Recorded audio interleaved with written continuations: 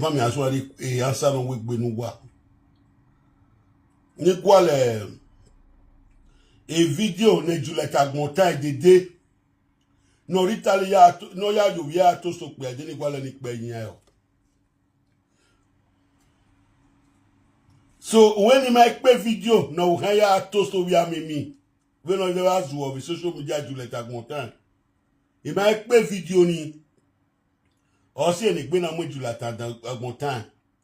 No more zuo, no we no la lesagi ori Pramo TV. What here go?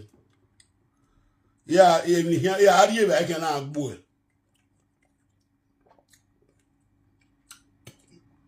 Get the quality video.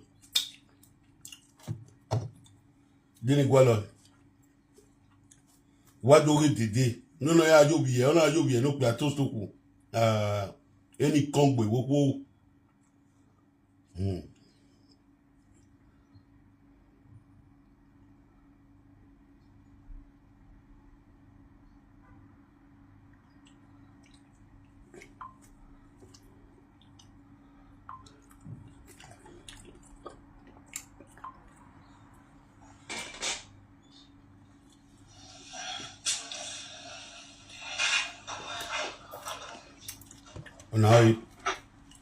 ona oyi ni fe go gwa lo guy wa ti Juliet Agmontan re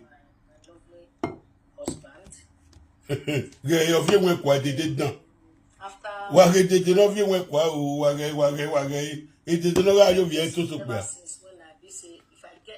if I dey in any relationship, if that relationship scatter, the first thing I need to know the reason why the relationship went wrong.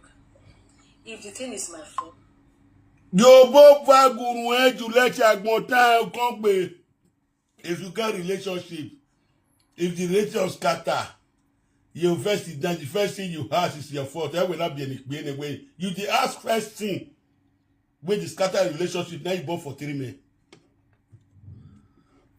Why e bien carry you?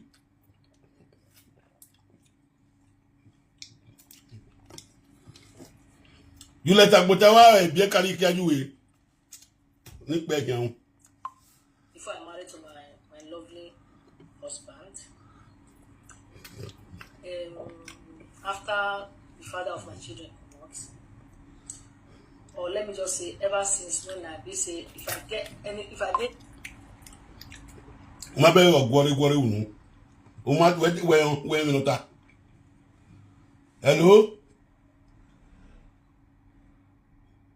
Ever with you. O ma be ogwore ide ni je gbe pẹ̀lú adam yo. Before I married to my lovely husband, after the father of my children not, or let me just say ever since when I be say if I dey in any relationship, Ide ni cash idi mujane. Ni cash show ni mi kina ya mo page mene. Ni mi kina pe. Ni ka mo page mene ni ka mo backup page mene. In case ya post na ide gbe asun. Ni ka mo backup page mene.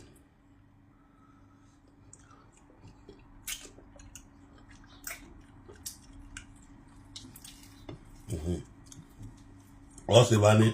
Ni ya ge do se bani. Or both. Wa ti ke umabege igbo fola wajagbe na.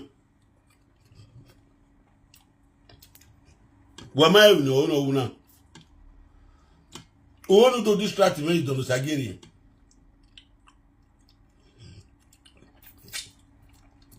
We no le setro. We na dekpeti mo yin mu rayi. We da agun ege we kere ade unu da magun egbon kere jade se na won age we.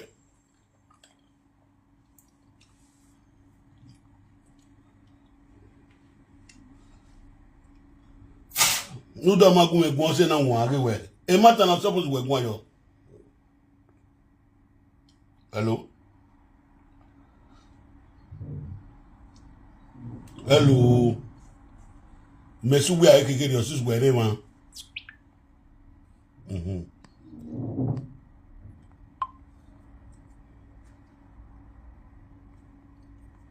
So look where here because if Filipoto who were Dare I threatening where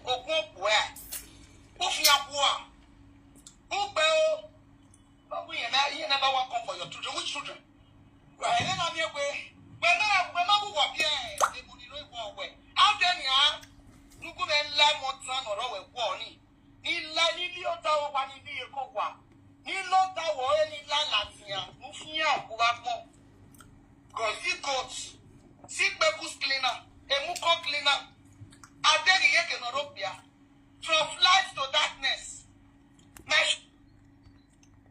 The video Mary. Wagomega video na.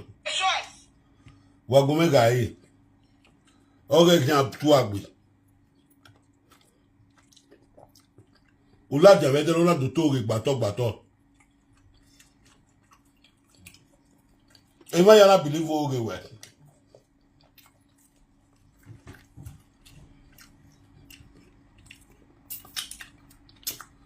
Iye kevi wo you we vie na. Nu da we odafun we. O se fake life we live. Una la jan wala do to wo mi bene. Ebe wa mami e. No make your own choice, not your own choice. Wow, wabakmo.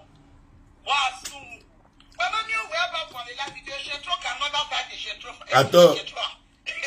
But you like when you go Latia, but I have Cuba la one year. Kakabo. Ode ukie.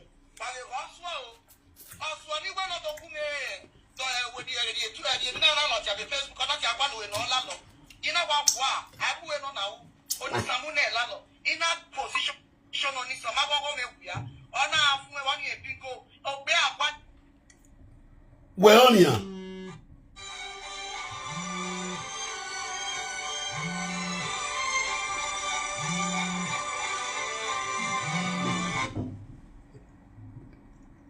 Hello? The network, you know. Where on ya mozwo? Ujo we pramo, una tu ge mu na mu le mu yekela. Una tu ge mu oji gwo.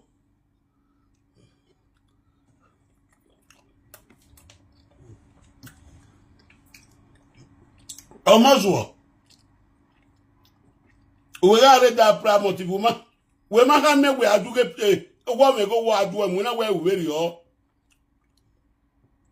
Boya ki muge pramo TV le yekela oji ujo doko ulalu esa we la le sajo na to du gemu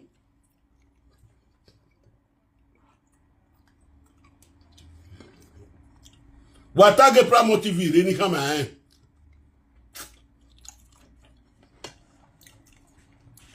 oji na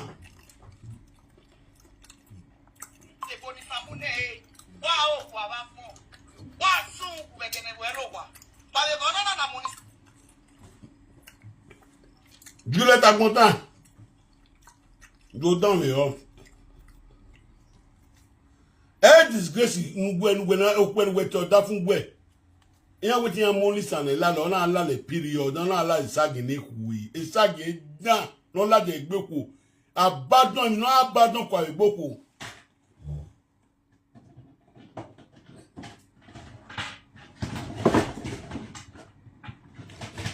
Emna gbado kwa mama mujane ni di emna na yo mujane ye fun me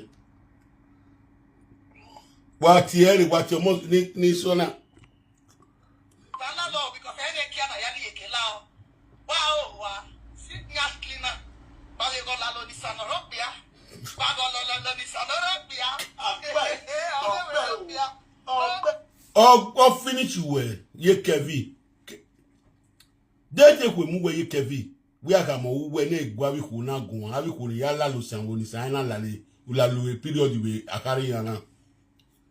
Because a dirty woman will any time when you are too dirty for my local.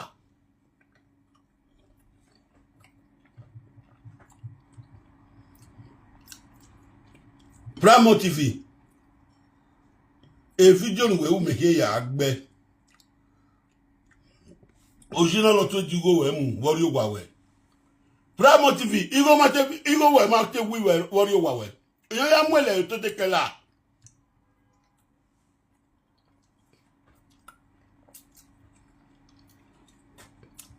Ibadi wuna, poverty we Atiti. Wo pa aseti defend me o, ya te me pa ma we. E Primo te a drop of the school, igei, iba mi igei. Iya di ele to take la ne. Ma je drag as a gwala ma mi. O we la ko wa ri school me wa mu go ba de fi egbe ti ba de fi o wa ri de dinner we won.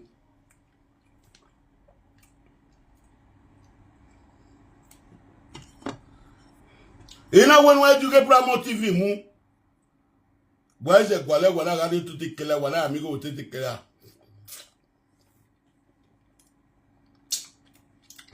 Oh alors il y a des Ojudan, Dauphin boyo. Dauphin boyo, Jugo Primo, l'autre a double modèle Primo TV. Il était au Primo TV qui arrive et Primo TV qui est quelque part de Primo TV. Et Primo TV n'a rien qui n'est mougoyi. Et va les Primo TV n'a sur la bien. Et n'a oué mieux qu'on a hin. Il y a un gué. When you get gear,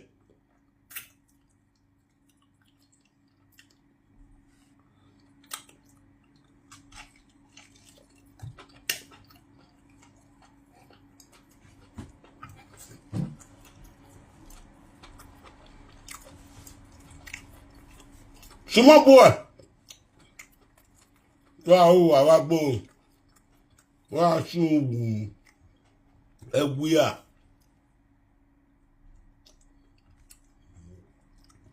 When we are right, you are told, boy, wagon.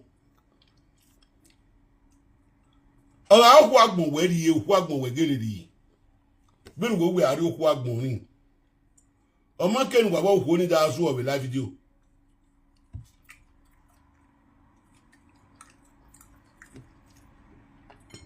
My book will know anything. In me, our friend.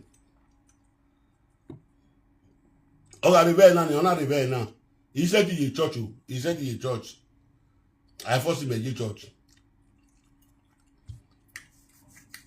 Oh, we can't we live video. Oh, we can't. We are moving your own. Every man move your own.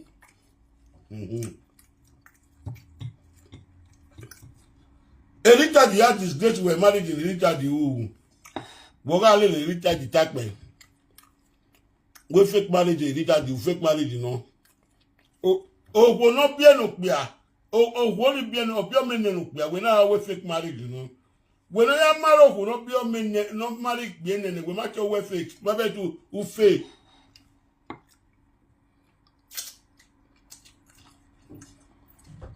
Maybe we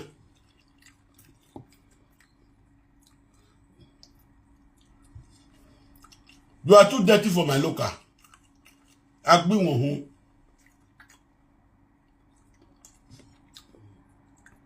Or we maybe a base Sunday market. I didn't know a base Sunday market. Was you have born?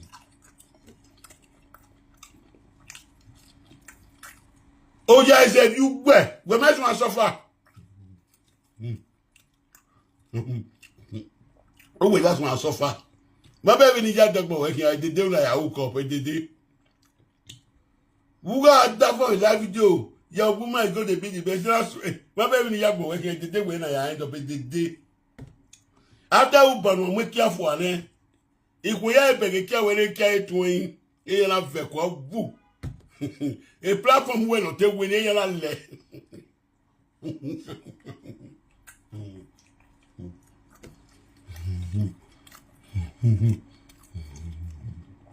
No, you got to be a way out of so. Ona sira bi ewa to sofu. Abi ewa mo gbogbo ene. Owo to abanu adipon fo a, o meme. Ma be tu gun meme hian.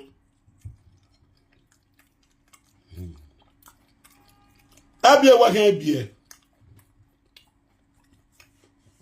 O kan bie. Odo ko pe agbon. De we no wa. Oguno ko kagbe wala de pe ti mi ni rana plaza owera.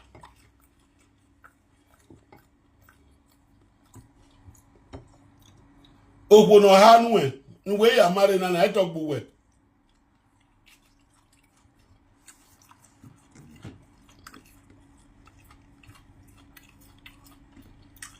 Egbiyan, egbele wuyan afi egbe ni. Gbe wa be win abi ewa. Oga ono puse no ro wiyan yin.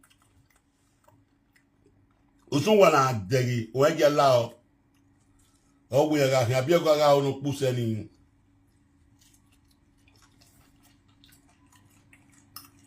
Lele ni meje ni ha. Emo ya no bie. Na emo wa wo. O ma gbera pa. Ono we boy ni. Eviru gwa ya fefefe ke ya ko kuno no wa ro to na we fian ni gwa o to ri ye go no o ri ye go o re go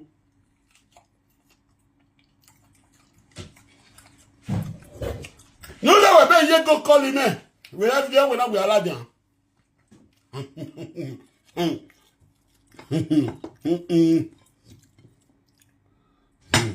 we maji me o ye go so boyfriend we no go ode yego to lalu we ne boyfriend we no fi to na go ode iye go the adultery woman the boyfriend we no go ode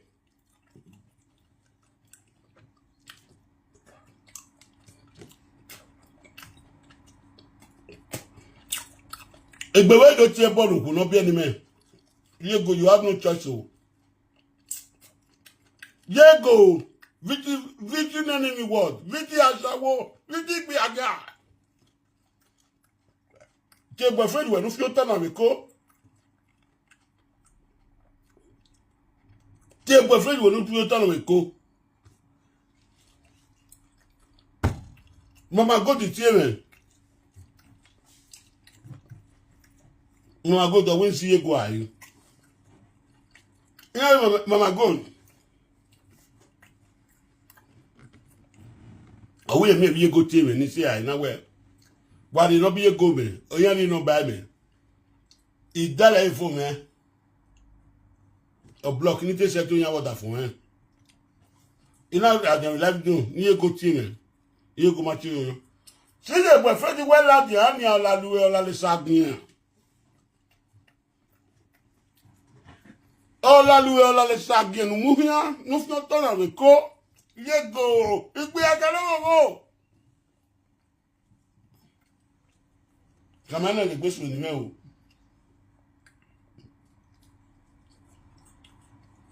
kamana le gbesu ni me o yego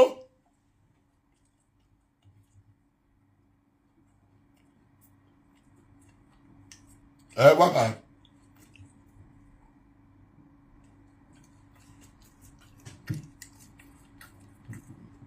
wọ́n bẹ́ẹ̀ dèdè ní wọ́n mú yòó wá sáàbọ̀ abẹ́ là ọ́ ẹ̀gùn mẹ́dẹ́gì yékè ẹ̀gùn mẹ́dẹ́gì òkè ẹ̀.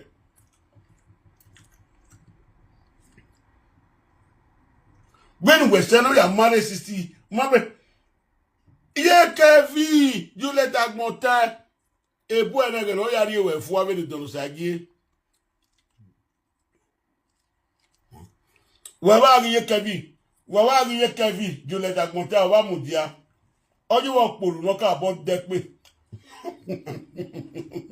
ọpòrò náà dẹ́pẹ́ ní ìbágbọ̀n native fowl ní kìí ọ̀rẹ́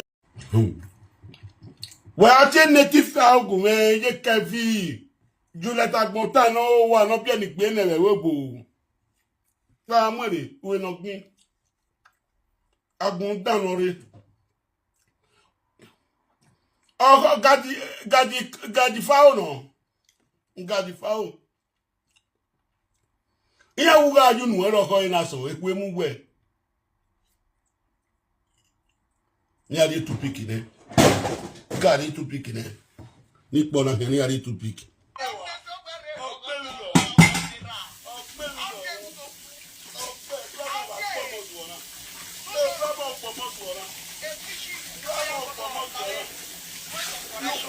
Keep my medicine. Keep my medicine, bravo. Keep my medicine. Oh, man, I'm not for me that book. And post it to the public. I won't go in. Oh, no man, come on,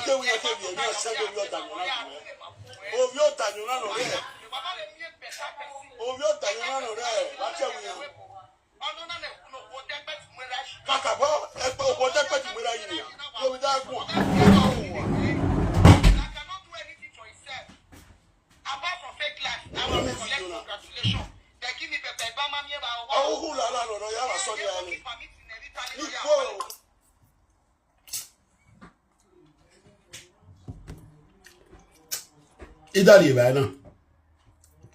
Deba dazeni mehi. Yaki bana la regbe ne. Ike de gbe la jan. Ni zola kan na ni yari evi. No vida go do sa gegwe. Agbite. Epra motive yo we no ya we gbu pe ye mi no ba. Esage no ba nu ga la lo. Oh, do tamagbon. Omagwe do tamagbon. Oh, when we 5 years time, ban. What to go move for work your money. Only man no je a wiggle in. It didn't play video no ya. A video no move like that. Showing it. When he showing it on he posted a page when I share it. Negiwo omayere you do mayere enya do one like was ekpe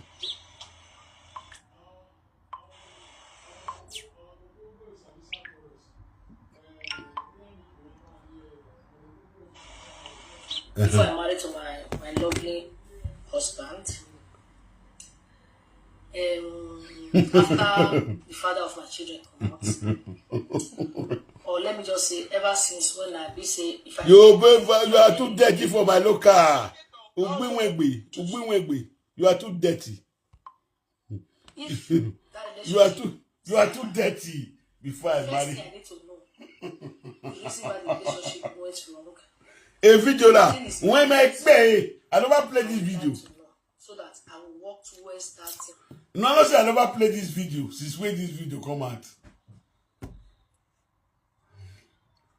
The disgrace we take for this video, I want to give one to you now. I say, believe if I give one to you, go run enter house. As I can't dress you, can't tell you, say me, you are too dirty for my look at me, you go change your weapon. Now I want to play this video, look at.